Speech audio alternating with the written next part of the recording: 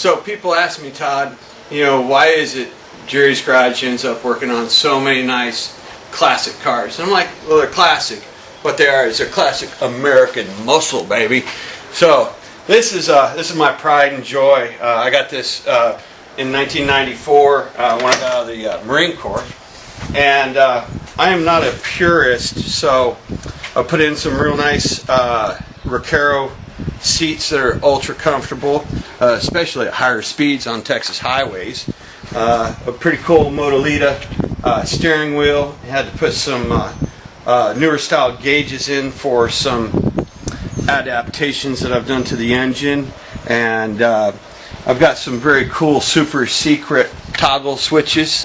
I've had this car for years. Absolutely love it. Love old cars. I love it when this sound right here. I mean that's like substance.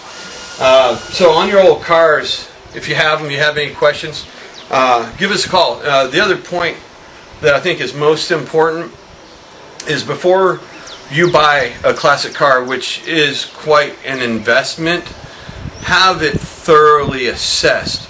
I can't tell you how many cars. We had a '69 Camaro that we spent about 40 grand on, redoing things that were allegedly already done to it. Plus, after we got done making many corrections and upgrades to it, the customer ended up having to take it to the body shop to have structural rust cut out and welded in.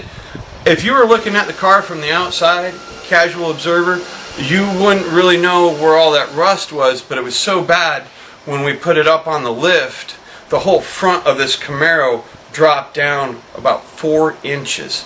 I mean, it was the most horrific thing. We called up the customer and said, hey, we don't even really want to work on your car on a lift because we think that it might actually, pinch the fenders and damage the doors. It was that bad. So always have somebody, assess a classic car before you buy it, because you've got to look for Bondo, you've got to look for rust.